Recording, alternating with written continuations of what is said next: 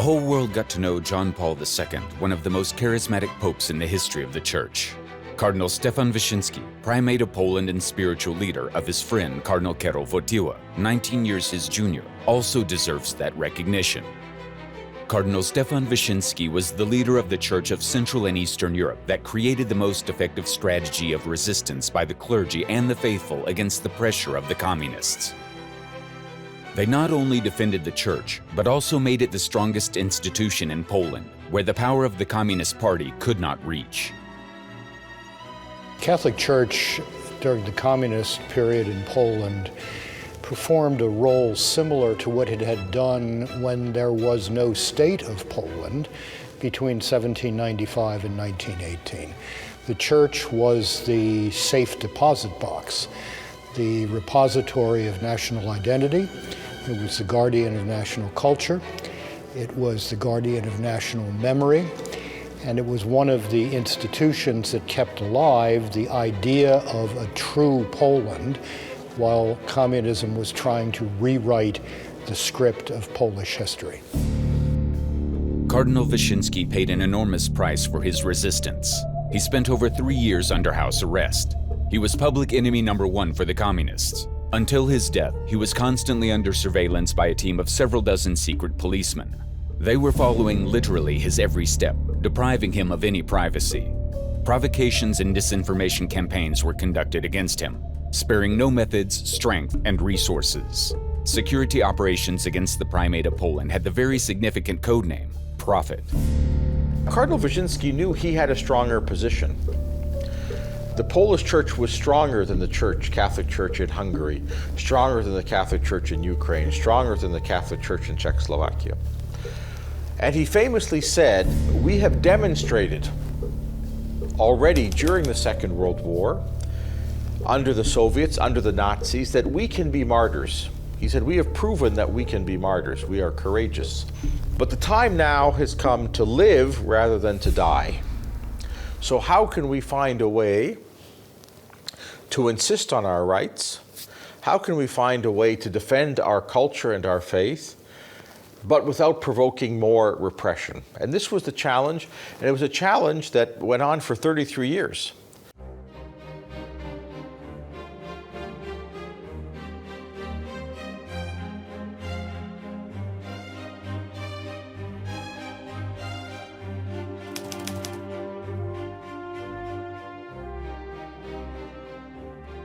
The future Primate of Poland was born in 1901 in a small village, Zuzela. His father was Stanisław Wyszyński, organist and chancellor of the local parish, who was very much involved in his life. Stefan grew up in an atmosphere of devout Catholic piety, serving at Mass from childhood and participating in parish life at all levels. Marian devotion was of special importance in his home. There were 2 pictures hanging over my bed at home, Our Lady of Częstochowa and Our Lady of Ostrobrama. And although at that time I was not inclined to prayer, always suffering on my knees, especially during the evening rosary, which was the custom of our house, yet after waking up, I would gaze for a long time at the Black Lady and the White Lady.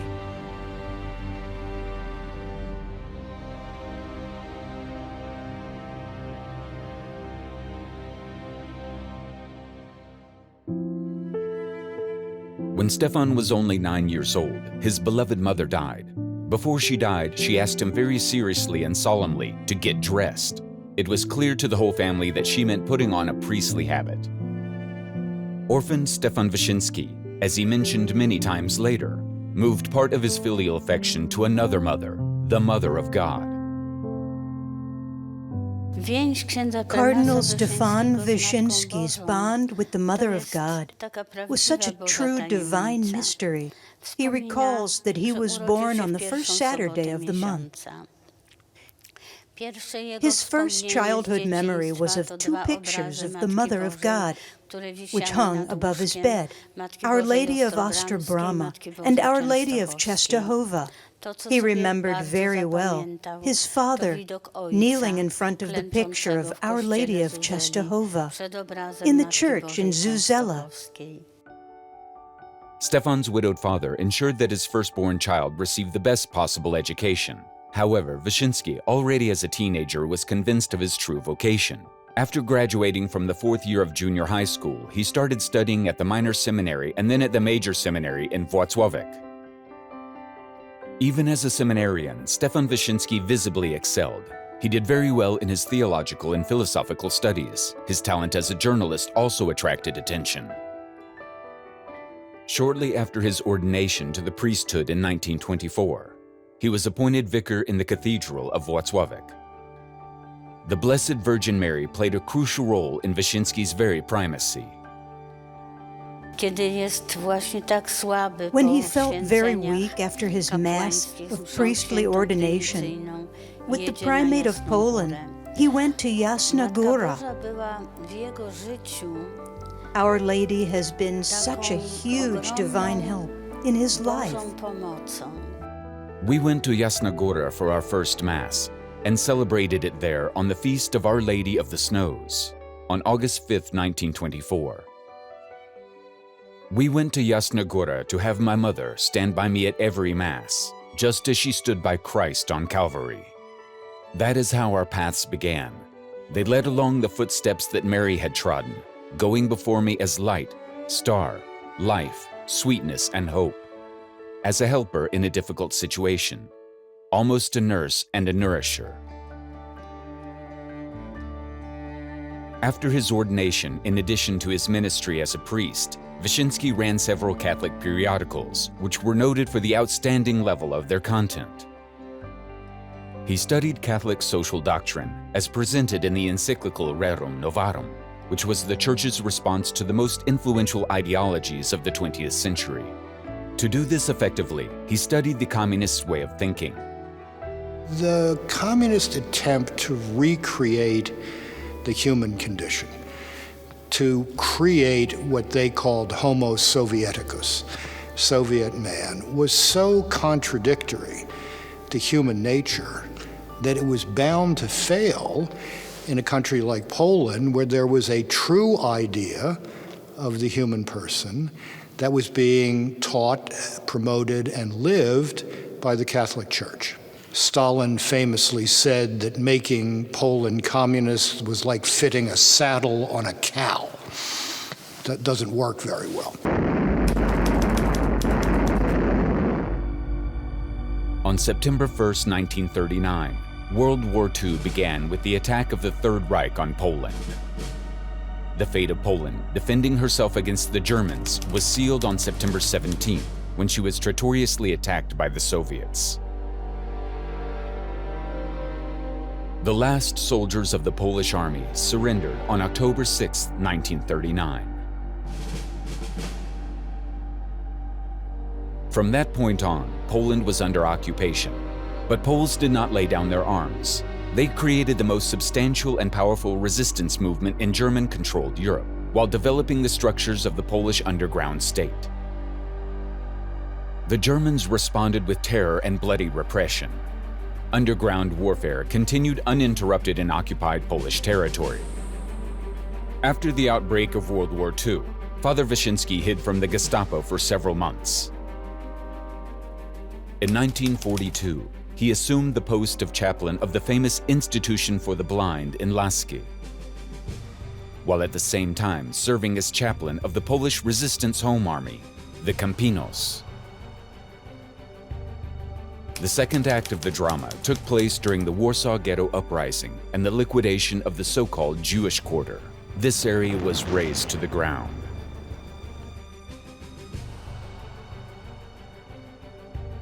On August 1, 1944, the Warsaw Uprising began in the capital of occupied Poland.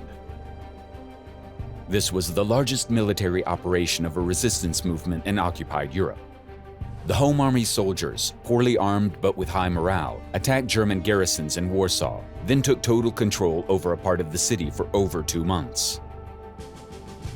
For 63 days, regular combat took place in Warsaw, comparable to the Battle of Stalingrad. During that struggle, Germans committed unimaginable mass crimes against civilians and insurgents. They killed over 200,000 people in Warsaw, men, women, and children. The Soviets, who were already on the city's outskirts, didn't support Warsaw's fighters on Stalin's direct order. Waiting until the city, the symbol of Polish independence and statehood, was bled to death. During the Warsaw Uprising, the Polish resistance Home Army, the Campinos, served by Chaplain Wyszyński, took part in extremely heavy and bloody fighting. The chaplain accompanied them, bringing comfort and medical help, and, when necessary, also the last rites. Running with a surplice and a stole to the place where the battle with German troops had just ended, we came across 3 wounded soldiers with their entrails torn out.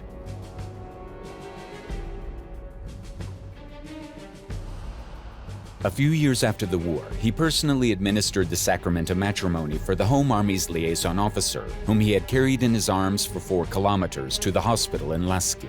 During the Warsaw Uprising, he saw the Red Army come and stop. So he understood he had to know, how do they think? Now, I think as a Christian, he would try very hard not to hate. Jesus says in the gospel very clearly, love your enemies. During that time, an event occurred that had a significant influence on the future cardinal's spiritual formation. From the burning capital city, the wind brought a cloud of half-burned pieces of paper.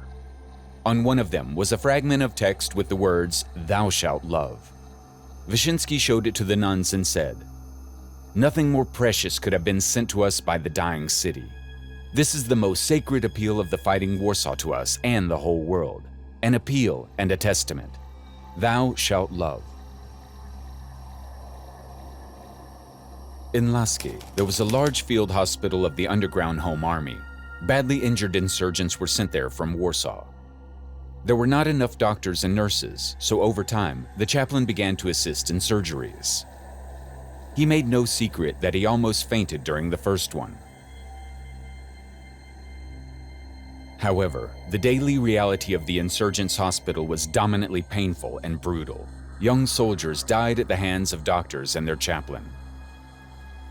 The insurgents' experience was fundamental to Stefan Wyszyński's later perception of humanity. The long months of work in the insurgent hospital taught us a great deal. It was more than a university, because it was a deep understanding of your fellow man, something you generally would not learn from books. You acquire respect for a man not when you see him in a heroic position, but when you see a man in anguish. As we walk the streets of the capital today, let us remember that this is the city where more than 300,000 Varsovians died. The best youth washed the pavements of the city with their blood. This is the way of love. There is no love without sacrifice. Through such love, one gains the right to the homeland. That is why the youth were ready for anything. They were able to fight for freedom, and at the same time to protect themselves from hatred. On the Warsaw pavement of the destroyed city, turned into ashes and ruins, Christ remained. He was overthrown, powerless, lying on his cross, but with his hand pointing to heaven for the destroyed capital city, so that it would not stop believing that it could be reborn. Only one thing is needed: hope. Sursum corda, lift up your hearts.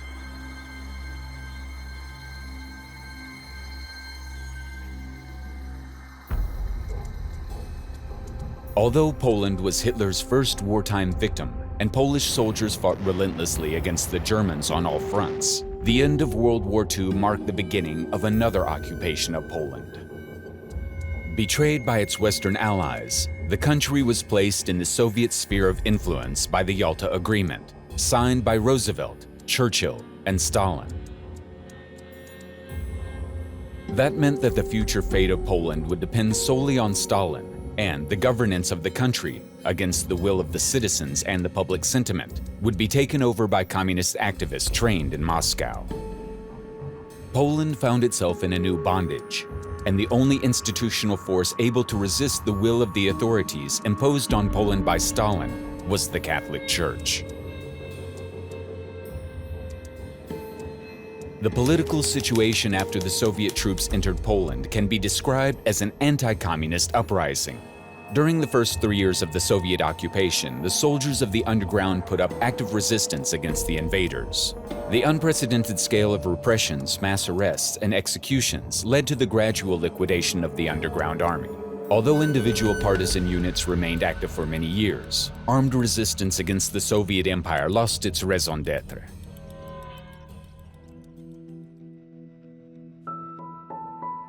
Immediately after the end of the war, Father Stefan Wyszyński continued his ministry where it had begun, in Włocławek.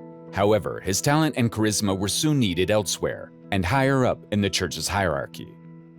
In 1946, Cardinal August Hlond, the Primate of Poland, ordained him at Jasna Góra as Bishop of Diocese of Lublin. At that moment, the barely 45-year-old Wyszyński became the youngest member of the Polish episcopate.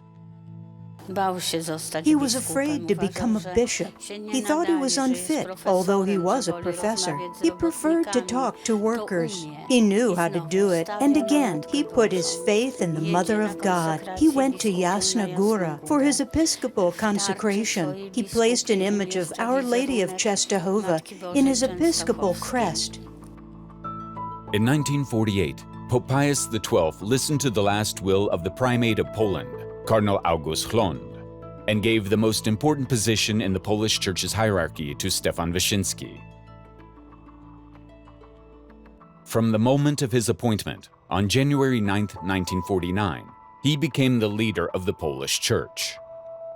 And he assumed that dignity at the darkest hour in the entire history of Polish Catholicism.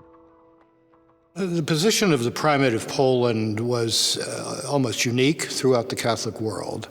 But it took a certain kind of man to make that role come alive. And Cardinal Wyszyński lived the role of the Primate of Poland in a singularly impressive way, both as a symbol of resistance to communist usurpation of Poland's liberties, and as the man who, by creating the Great Novena, leading up to the millennium of Polish Christianity in 1966, effectively re-catechized the entire country. He had to decide how to defend the rights of the church and the rights of the people without provoking a crisis.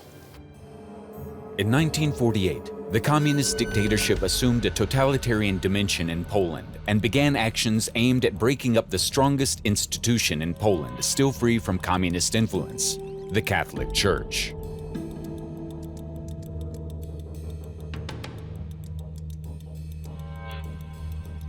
North Korea, Cuba, Vietnam are other countries where the communists have taken power in an extremely bloody way. The pattern is always the same: the physical liquidation of elites and ruthless war declared on religion.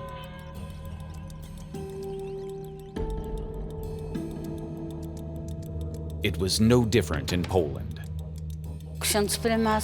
The primate managed the matters of the church in such a prudent way that the communists had to contend with him and his opinion.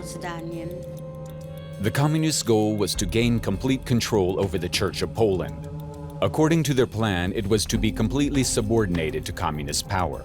The main obstacle to achieving this was Cardinal Stefan Wyszyński. The communists knew that they had to break or destroy him. The first harassment from the communists fell on the new Primate of Poland even before he assumed his position. Wyszyński was repeatedly harassed, stopped, and searched. It looked as if the security officers wanted to make it clear to the primate-to-be that from then on, they would follow his every step. Cardinal Wyszyński had to be both faithful and clever. He had to be wise to figure out how he could find the maximum room for the church. And so he had to be courageous, And not just courageous for himself, courageous for all the Polish bishops together, and courageous for the whole nation, because they would follow his lead, which was a strong lead, but he had to be strong as a leader, and he did that. Soon, the communists began an operation to build their own church, fully dependent on the authorities. They recruited about 1,000 so-called patriot priests for this purpose. Some of them were naive and loyal to the state. Others were regular agents of the secret police. The party intended to use them to seize power over the structures of the institutional church. They would, every seminarian entering training for the priesthood had a secret intelligence service agent assigned to him. This guy followed him. He tried to read what the man was writing. They tried to bug, electronically surveil these people. This kept up after these men were ordained. There were obviously all sorts of attempts to compromise clergy, financially, sexually, otherwise. It was a rather relentless and very dirty business. This was not a gentleman's game. It was very nasty stuff, and it required a great deal of self-discipline on the part of church leaders to be able to resist this. However, Primate Stefan Wyszyński tirelessly sought to define the relationship of church and state based on a bilateral agreement. In 1950, an agreement was successfully signed. Under the agreement, the communists provided the church with a minimum of freedom. Of course, they did not intend to abide by the agreement from the beginning. The fact that it was concluded at all only meant that the Communist Party did not yet feel strong enough to start an open war against the church. The year 1953 saw the launching of the terror machine against the church. Falsified trials against priests began. In January, Father Józef Lelito was sentenced to death on trumped-up charges of espionage. The sentence was not carried out, but Father Lelito was tortured and brutally interrogated many times. Other priests were sentenced to long prison terms. This was something like an artillery barrage for what was yet to come. Cardinal Wyszyński was a very shrewd, intelligent analyst of situations. But when the pressure became intolerable from the communists in 1953, Wyszyński read that situation accurately and said, okay, we're drawing the line here. We're saying we are simply not going to cooperate in any way with this regime, and he spent 3 years under house arrest. In February 1953, the communists attacked the church with full force. The authorities announced a decree giving them the right to approve all church appointments and actions. Implementing it would mean that control over the church would be taken over by the Communist Party. In May, Primate Stefan Wyszyński handed Communist leader Bolesław Bierut the famous memorandum, Non possumus, we cannot. He announced there that any ecclesiastical appointments made by the Communist authorities would be completely invalid from the standpoint of canon law. Those possibly willing to take advantage of Communist promotion were threatened with outright excommunication. The letter was then publicly read during the Corpus Christi procession in Warsaw. We will follow the voice of our apostolic vocation and priestly conscience, walking with inner peace and awareness that we have not given the slightest reason for persecution, that suffering becomes our lot. Not for anything else, but the cause of Christ and Christ's church. We must not sacrifice the things of God on the altar of the emperor. Non possumus. The communist response came quickly.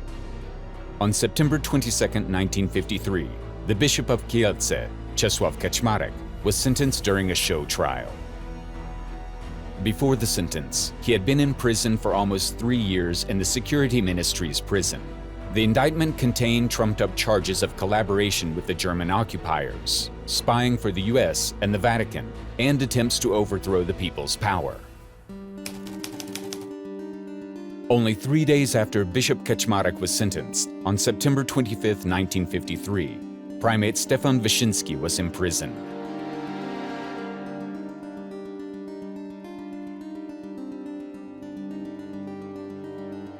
One of the gentlemen took off his overcoat, then removed a letter from his briefcase and opened it, and handed over a paper containing the government's decision of the day before.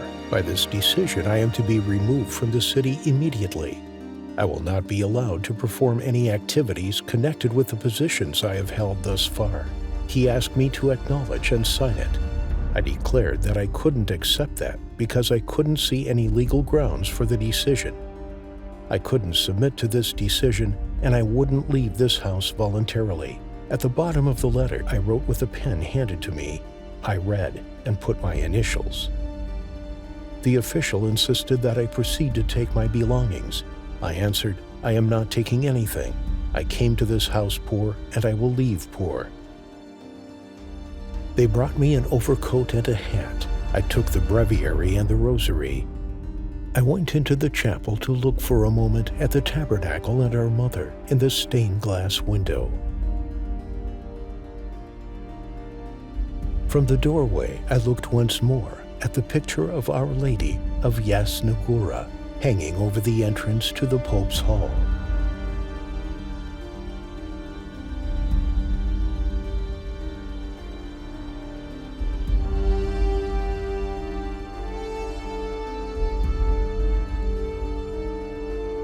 The communists did not dare to lock Wyszyński up in prison, but instead decided on internment. The primate was kept in closely guarded monasteries, being moved several times from place to place.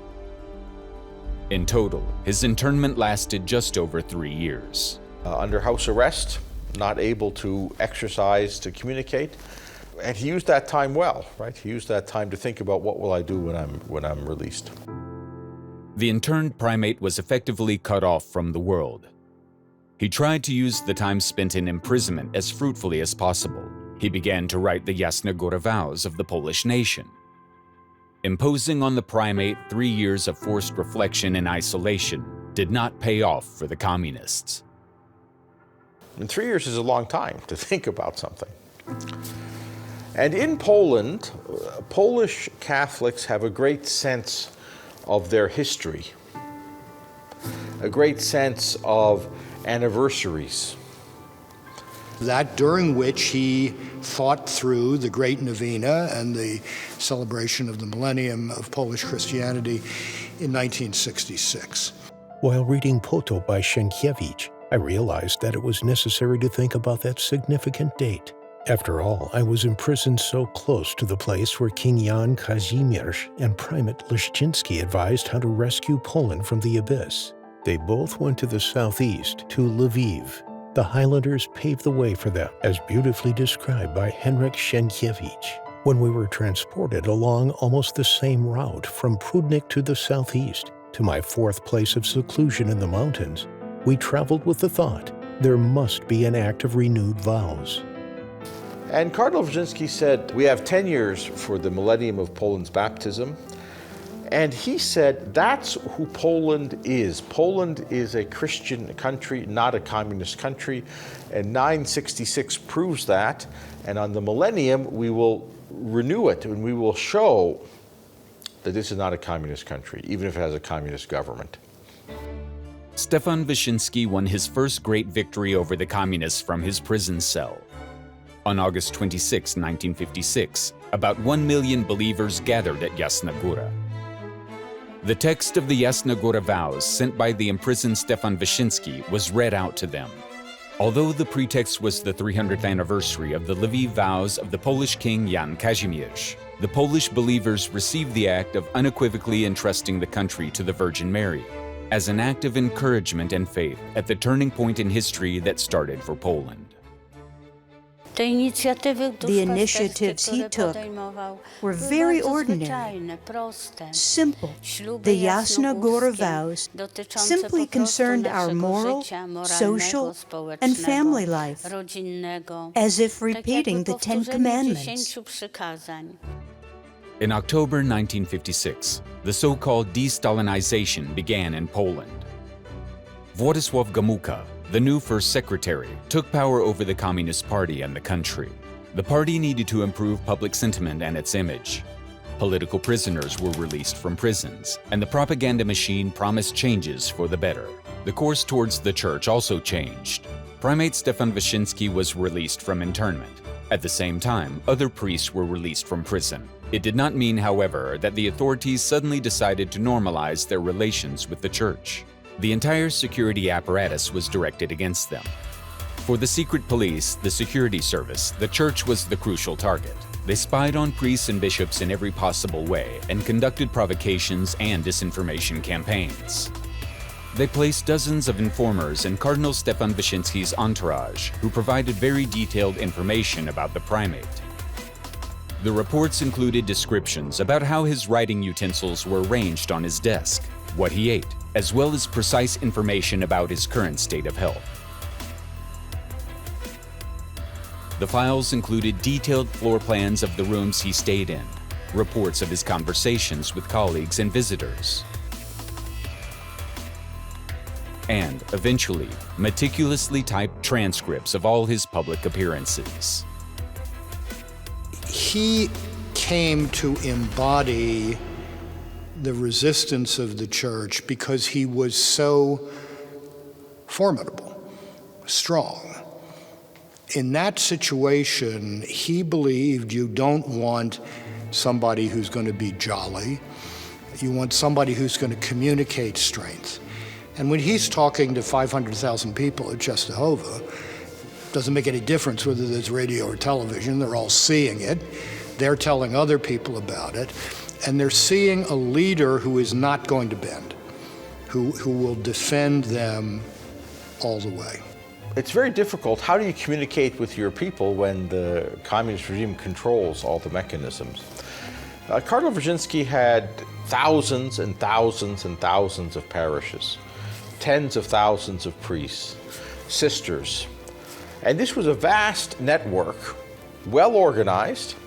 The word could come through the bishops, the priests, the people who were looking for the truth.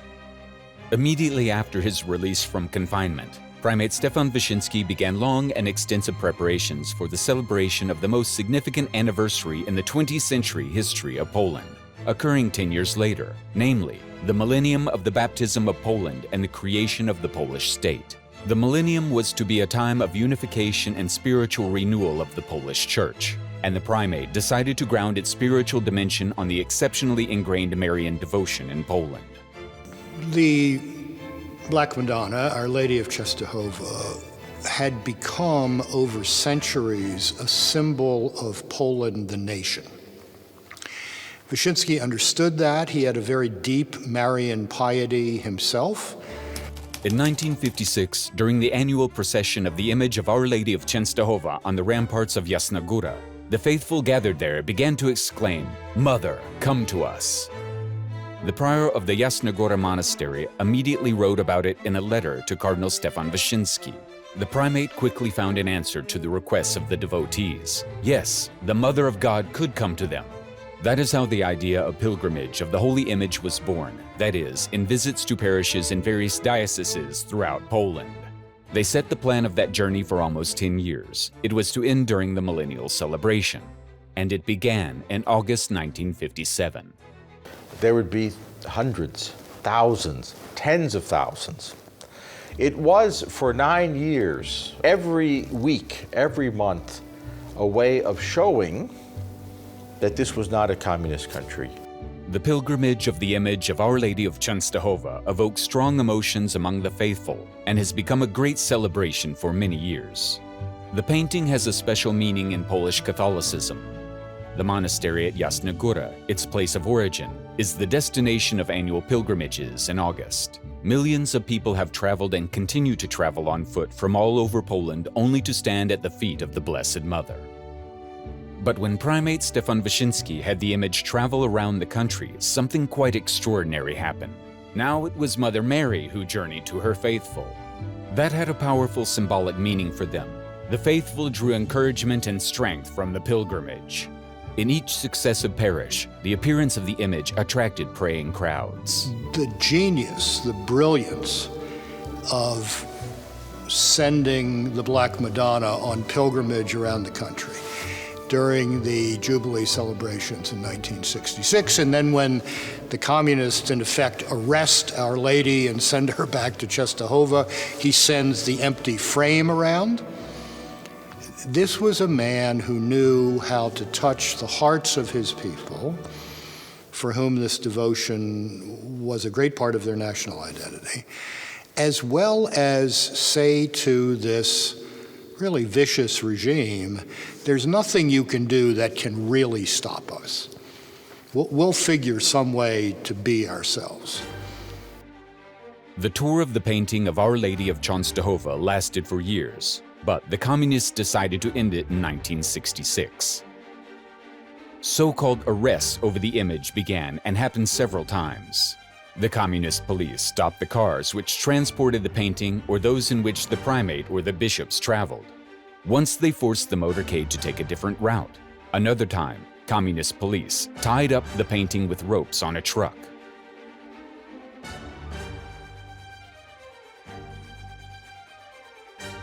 Primate Wyszyński described one such case. We were stopped in an empty field in the village of Liksiana, 18 kilometers from Ostróda. There was a field nearby. There was a police car and a motorcycle. All the carts stopped. More and more communist police cars appeared. After an hour of futile talks, the action began. From Paslika's side, columns of motorized police on motorcycles, Mercedes police cars and Sirena cars arrived. They formed a battle formation. The road to Ostróda was closed.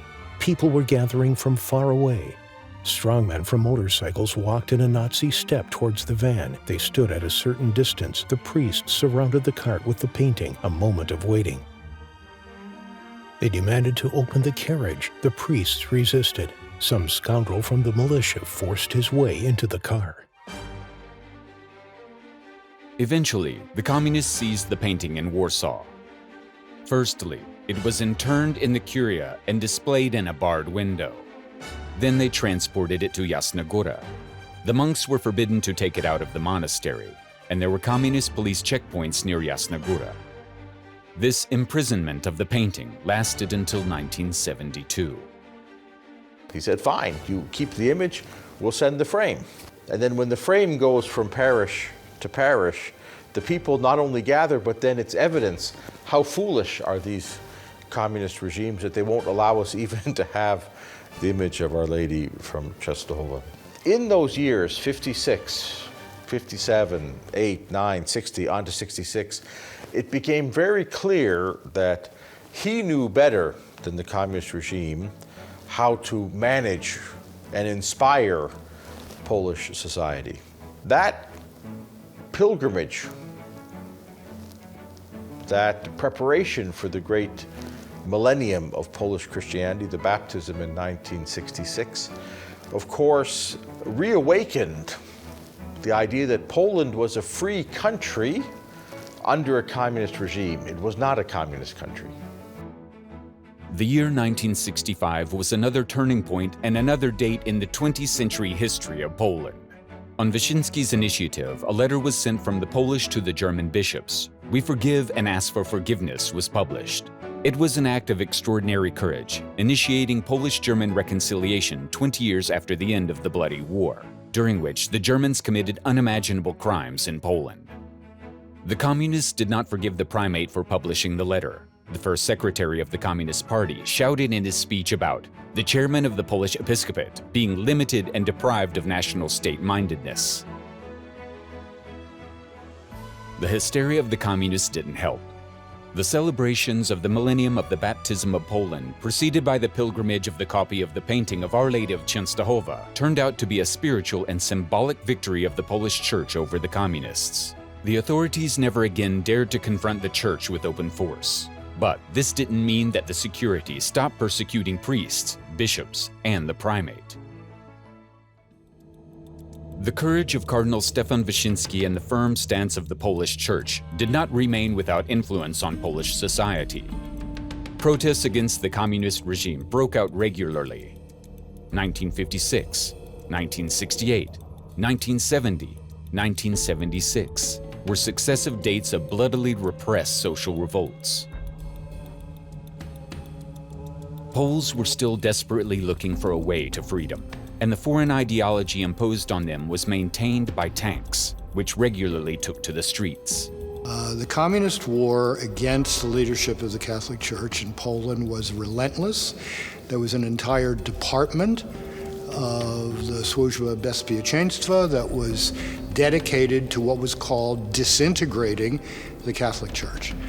This was very serious business, and both Wojtyła and Wyszyński understood that they had to be very careful about how they dealt with their associates and how they dealt with each other. Now, neither one of them was afraid to say bold things in public, and did so, particularly Wojtyła here in Krakow during the Corpus Domini processions every year. But this was a real war. From the end of the 1950s, the star of Karol Wojtyła, first Bishop of Krakow and later Archbishop and Cardinal, was shining more and more brightly in the Polish Church.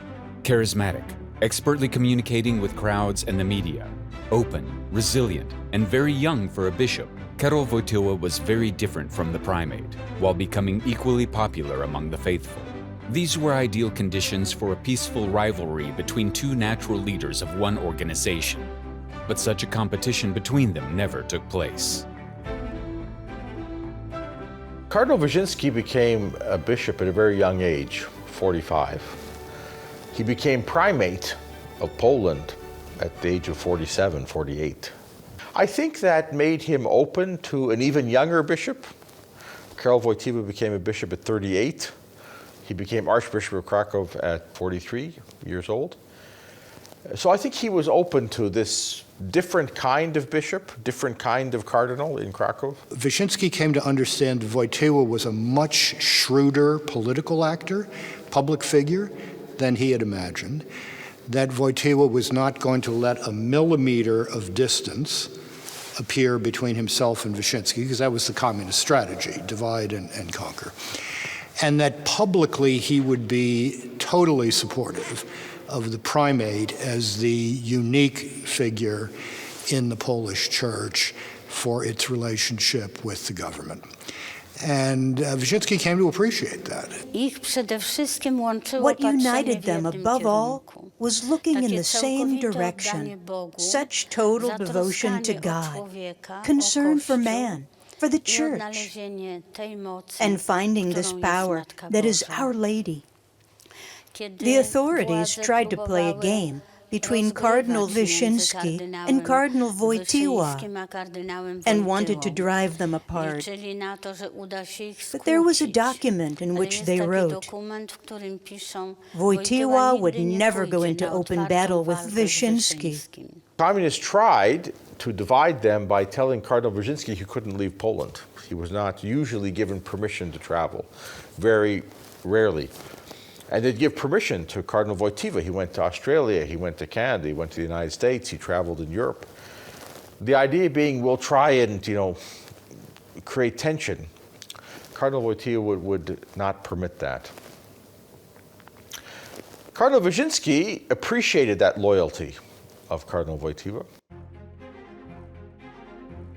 In 1963, an unusual event took place, according to many, a miracle. The primate and Bishop Karol Wojtyła celebrated the coronation ceremony of the local statue of Our Lady in the sanctuary of Ludzimierz.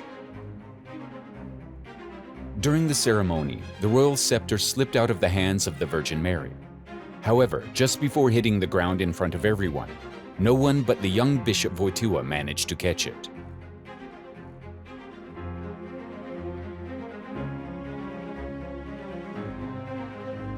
"It looks like Our Lady wants to share power with you," Primate Wyszyński commented. After 15 years and the election of Karol Wojtyła as Pope, most Polish Catholics accepted those words to be at least prophetic. Cardinal Stefan Wyszyński quickly saw the Bishop of Krakow as the ideal candidate for his successor. On October 16, 1978, at the end of Cardinal Stefan Wyszyński's life, an event of great historical importance occurred. not only in ecclesiastical history. It turned out that Cardinal Karol Wojtyła would not be the next primate of Poland. Habemus papam.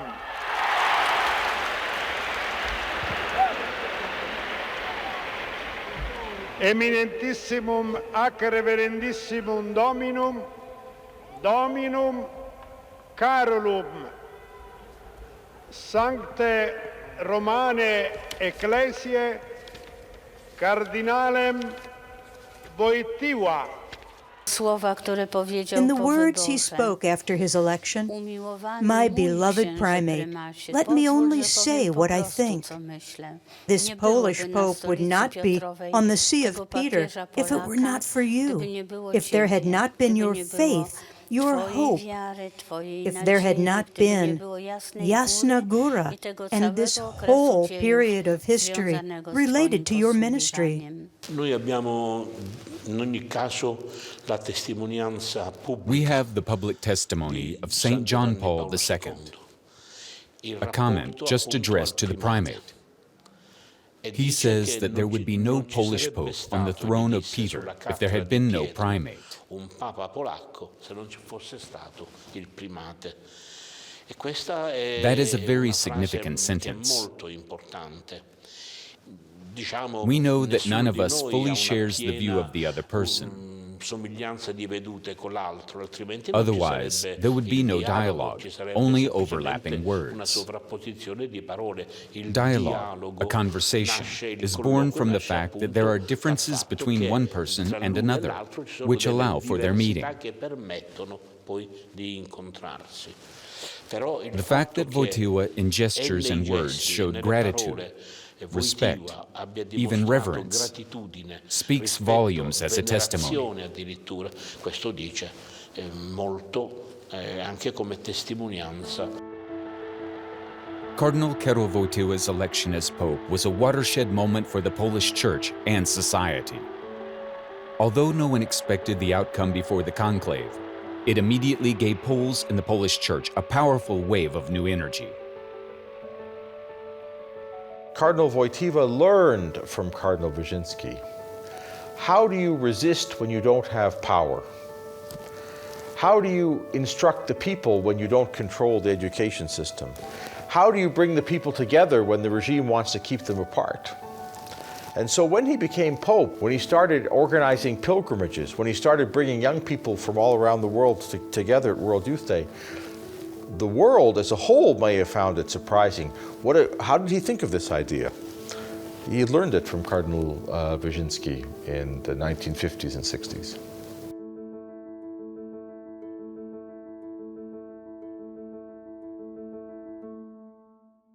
The first pilgrimage of the Holy Father to Poland was an incredible experience for the primate. The primate was simply pale because of that experience, pale from his concern that nothing would happen to the Pope, that he should endure this hardship, that no one would harm him. He just followed the Holy Father like a mother follows a child who is learning to walk, so that, heaven forbid, he wouldn't break his knee. It was such incredible human love and care.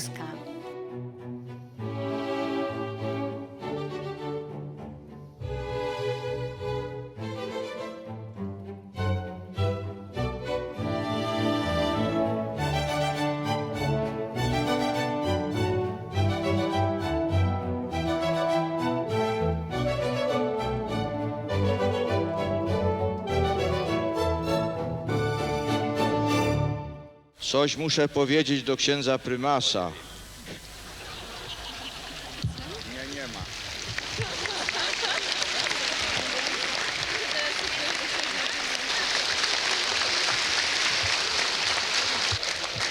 Niech żyje prymas! Niech żyje prymas! Niech żyje prymas! Niech żyje prymas! Niech żyje prymas! Niech żyje prymas! Niech żyje prymas! Niech żyje prymas! When Stefan Wyszyński began his mission as primate, the Polish Church stood on the precipice, and the communists were preparing to crush them. Now, nearly 30 years later, the Polish Church was more powerful than the Communist Party because she ruled over souls and consciences in Poland.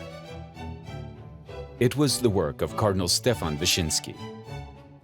I think he was, shall we say, a priest of that particular historical moment. When I was young, we didn't know the names of other clergy or bishops in Poland. We knew the name of the primate. I was a young seminarian, but we didn't know about Wojtyła, an important figure. That only became clear after he was elected to the chair of St. Peter. Meanwhile, Wyszyński didn't need to be a pope to be known. He was known because he was loved. Because if they didn't love him, they wouldn't talk about him. This means that he was loved not only during his life. On May 13th, the primate, who was already very ill, learned about an attempt on the life of the Holy Father. He shrank when he heard about it. He bent over and said, "I was always afraid of that." He went so courageously to the people.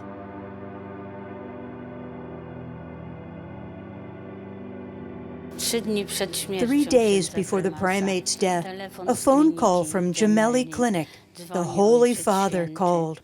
And on this Polish side, you could hear only, "Father, Father, I am so weak. We are united by suffering. Bless me. I kiss your feet." For over 3 decades, Cardinal Stefan Wyszyński led the Polish Church through the tremendously hard reality of Communist Poland. He managed to make the competition between faith and ideology for the hearts of Poles end in a humiliating defeat for the Communists. When Cardinal Stefan Wyszyński's successor took over as primate, no one in Poland believed in communist ideology. Only opportunists remained in the party and power structures.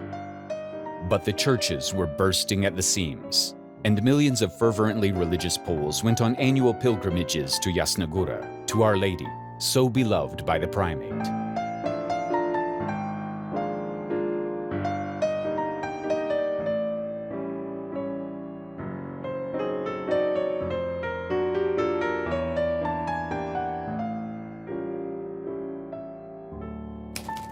Cardinal Stefan Wyszyński died less than 3 years after the election of the Polish Pope in May 1981. He still lived to see the moment of the creation of the Solidarity movement, and Poles began their road to freedom, using both the energy given to them by John Paul II and the patterns and conditions built by their great primate.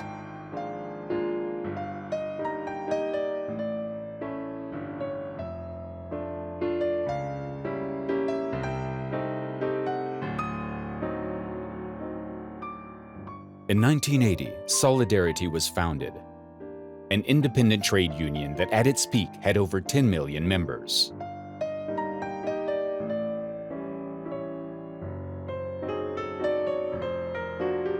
And even though the communists decided to impose martial law in Poland on December 13, 1981, to once again suppress the rebellion with military force, the dominoes started to move. 8 years later, the countries of Eastern Europe threw off the yoke of communism. There would not have been the fall of the Berlin Wall without solidarity. There would not have been solidarity without John Paul II. There would not have been John Paul II without Cardinal Stefan Wyszyński.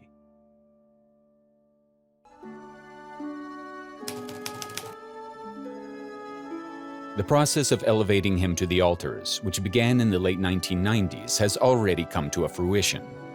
The beatification of Cardinal Stefan Wyszyński took place in Warsaw on September 12, 2021.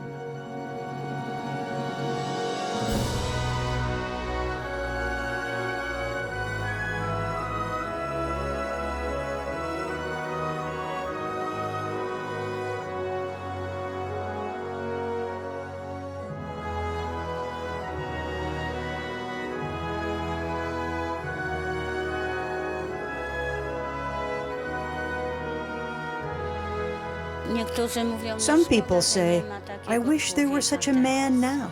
Well, About Primate Wyszyński, the Holy Father said, God gives such a primate once in 1,000 years.